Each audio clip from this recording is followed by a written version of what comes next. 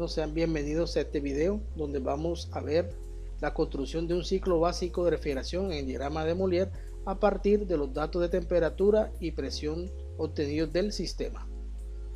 Como pueden ver, aquí tenemos un sistema operando. Estos son los puntos en los cuales nosotros vamos a tomar las medidas. Están en rojo los que corresponden a la línea de alta presión y en azul los que corresponden a la línea de baja presión. Por tanto, vamos a hacer con un termómetro ir midiendo las temperaturas en dichos puntos.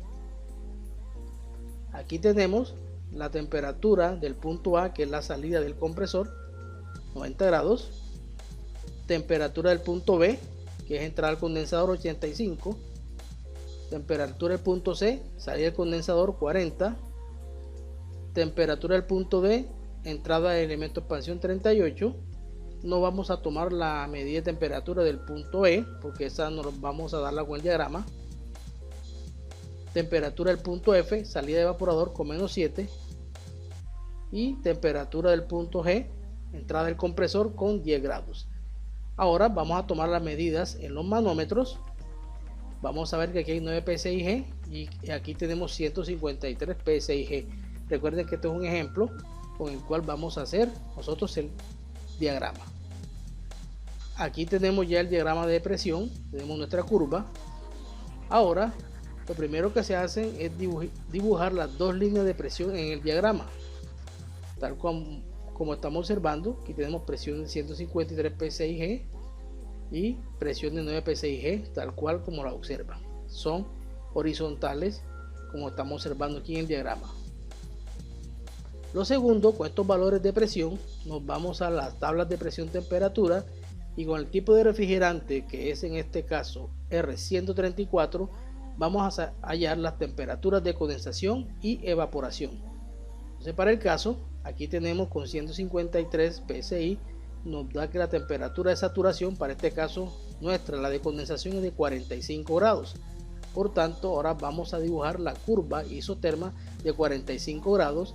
Recordemos que esa curva está superpuesta en la línea de mezcla sobre la de presión. Entonces, vean aquí, y aquí tenemos la temperatura de condensación, 45 grados.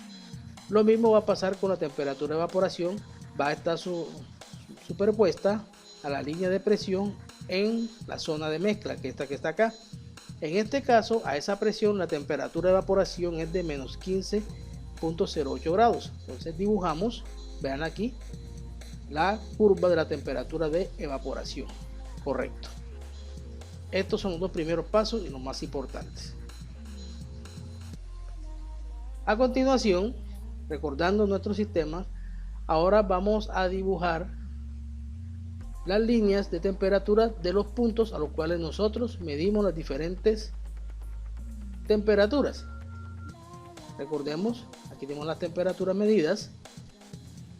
Veanlo aquí, veanlo aquí, veanlo aquí y veanlo aquí. Bien, vamos a comenzar entonces con las medidas de la de baja presión, o sea, la temperatura de los puntos F y G. Correcto. Recordemos que las curvas de temperatura van creciendo a medida que voy de abajo hacia arriba y de izquierda a derecha. Entonces vamos a proponernos dibujar la línea de temperaturas con TF de menos 7 y TG de 10 grados.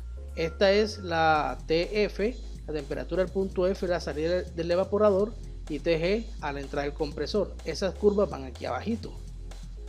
Veanlas aquí, aquí tenemos una, y esta es la curva de menos 7. Recuerden que esta va incrementándose de izquierda a derecha. Este es el menor valor, le sigue menos 7 y debe seguir de la curva de 10 grados.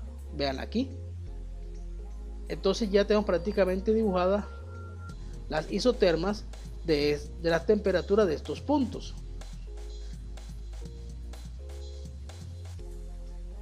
Bien, a continuación vamos a dibujar los puntos F y G, los cuales poseen las siguientes coordenadas. Ambos puntos tienen la misma presión, que es de 9 PSIG, por tanto deben estar sobre la línea azul. Ahora la diferencia son las temperaturas. La temperatura del punto F es de menos 7, por tanto debe estar sobre esta curva, y el punto de ella es la intersección de las dos, o sea que debe tener presión de 9 y temperatura menos 7. Lo mismo debe pasar para el punto G, debe estar en presión de 9 psi G pero temperatura 10. Entonces estos son los puntos donde están ubicados dichos elementos. Veámoslos aquí.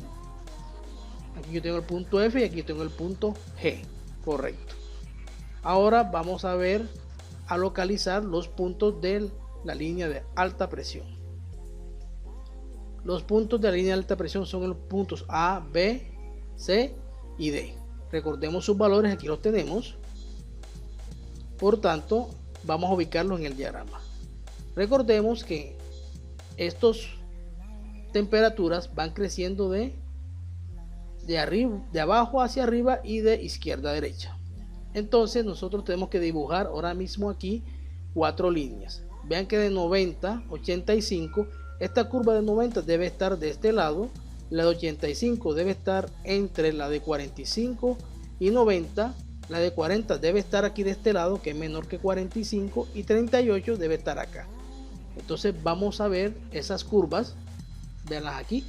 Aquí tenemos la de 90, aquí tenemos la de 85, aquí tenemos la de 40 y por acá debemos tener la de 38. Correcto. A continuación vamos a ubicar los puntos A, B, C y D.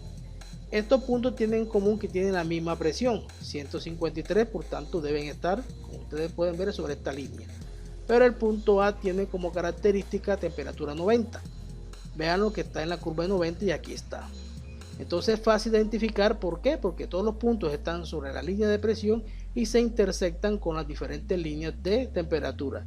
Aquí tenemos el punto B, que tiene temperatura 85, el punto C con temperatura de 40 y el punto D con temperatura de 38. Entonces prácticamente tenemos todos los puntos, nos faltaría solamente el punto E, pues sale sencillo. A continuación vamos a hallar el punto E, y este es fácil porque este se halla al trazar una línea perpendicular del punto D hasta interceptar la línea de presión de succión o también la de evaporación que tiene el sistema. Y de aquí vamos a obtener el punto E, porque esto es un proceso isoentálpico. Este es el proceso de expansión. Vean lo que estamos observando. Aquí está la expansión, aquí está el punto E. Entonces prácticamente tenemos todos los puntos del sistema ya definidos. Podemos ver que el punto E tiene presión de 9 psi y temperatura de menos 15 grados Celsius, tal cual como estamos observando acá. Ahora vamos a dibujar el ciclo. Entonces, para dibujar el ciclo vamos a comenzar desde el punto E e ir recorriendo todos los trayectos. Entonces, el primer trayecto es la evaporación. Vean que del punto E salimos al punto F. El punto F es la salida del evaporador, que está en menos 7. Del punto F pasamos al punto G, y es el trayecto en el cual el refrigerante viaja por la tubería de succión desde la salida del evaporador hasta la entrada del compresor, que está aquí. Entonces vamos a verlo. Aquí tengo este trayecto pequeño. Ahora vamos a pasar a la compresión. Entonces pasamos del punto G al punto A. Veanlo, aquí está la compresión. El punto A viene siendo la salida del compresor, y ahora el refrigerante viaja por la tubería de descarga hasta la entrada del condensador, que es el punto B. Aquí lo vamos a ver. Veanlo, aquí en este trayecto se da una presión constante. Ahora del punto B entra el condensador y sale en el punto C, que es la salida del condensador. Veanlo aquí. Ese es el proceso de condensación, y nuevamente pasamos por la tubería de líquido desde el punto C, que es la salida del condensador, hasta la entrada del elemento de expansión. Veanlo aquí, y hemos completado el ciclo de nuestro sistema. Ahora pasamos a los cálculos de los recalentamientos y su enfriamiento del sistema, que ya los podemos hacer con este diagrama muy fácilmente. Entonces, teniendo aquí el diagrama hecho, calcularlo es muy sencillo. Vamos a ver su enfriamiento en el condensador. Es la diferencia de temperaturas entre la temperatura de condensación y la temperatura del refrigerante a la salida del condensador. Entonces ubicamos la temperatura de condensación aquí y la temperatura sería el condensador. Entonces es la diferencia entre estas dos temperaturas. Aquí podemos ver que la diferencia entre las dos es de 4 grados. Sin embargo, aquí está la fórmula. Vean, su enfriamiento condensador es igual a temperatura de condensación menos temperatura de refrigerante a la salida del condensador. Si esos datos ya los tenemos, lo que hay es que hacer es la diferencia aritmética y nos da 4 grados centígrados, tal cual como observamos acá. También tenemos un enfriamiento adicional y es la diferencia entre la temperatura del refrigerante a la salida del condensador, o sea, esa que está aquí, y la temperatura del refrigerante a la entrada del elemento de expansión, o sea, es la diferencia entre estas dos. A simple vista observamos que la diferencia entre estas dos temperaturas es 1 grado. Veanlo aquí. Y aquí podemos ver la fórmula. Su enfriamiento adicional es igual a la temperatura del refrigerante a la salida del condensador menos temperatura de refrigerante a la entrada del elemento de expansión. Matemáticamente aquí tenemos los dos valores y nos da 1. Ahora vamos a hablar del enfriamiento total, que es la suma de ambos enfriamientos, o sea, la suma de este y este. Entonces si este es 4 y este es 1, pues el enfriamiento total es 5. Pero también podemos calcularlo por la diferencia entre la temperatura de condensación que está aquí menos la temperatura del refrigerante a la entrada del elemento de expansión, que es 40. Entonces también nos daría lo mismo. Por tanto, este enfriamiento total tiene dos fórmulas. Aquí tenemos la primera y aquí tenemos la segunda. Perfecto. Entonces con un diagrama es muy sencillo sacar esos valores. Recuerden que estos enfriamientos siempre son positivos porque son diferencias positivas. Ahora vamos a analizar los recalentamientos. El primer recalentamiento es el llamado recalentamiento útil y ocurre en el evaporador y es la diferencia entre la temperatura del refrigerante a la salida del evaporador y la temperatura de evaporación. En el gráfico estamos observando que es la diferencia aritmética entre estas dos temperaturas. Recuerden que menos 7 es mayor que menos 15 y la diferencia es 8 grados. Aquí la podemos observar. Sin embargo, vamos a ver su fórmula. Aquí tenemos que el recalentamiento útil es igual a la temperatura del refrigerante a la salida del evaporador menos la temperatura de evaporación. Entonces, si reemplazamos esos dos valores, vemos que menos 7 menos 15 es igual a 8 grados centígrados. Recuerden que esta es una diferencia aritmética con números negativos. Menos por menos da más. Entonces el 15 y toma un valor positivo, menos 7 da 8. Esto hay que tenerle mucho cuidado porque se cometen muchos errores en este cálculo básico. Correcto. Ahora vamos a hablar de recalentamiento ambiental, que es el que ocurre en la tubería de succión y es la diferencia entre la temperatura del refrigerante a la entrada del compresor y la temperatura del refrigerante a la salida del evaporador. Entonces en el gráfico estamos observando que son estas dos curvas de temperatura, veanlas aquí. Entonces aquí tenemos que esta es la temperatura de entrada al compresor y temperatura de salida del evaporador. La diferencia entre ambas es de 17 grados, podemos verla aquí. Sin embargo, vamos a ver la fórmula. Recalentamiento ambiental es igual a temperatura del refrigerante a la entrada del compresor menos temperatura del refrigerante a la salida del evaporador. Reemplazando los valores, tenemos que 10 menos 7 da 17 grados. Y al final tenemos el recalentamiento total, que es la suma de ambos recalentamientos. Podemos verlo aquí en el gráfico. Aquí son estos dos.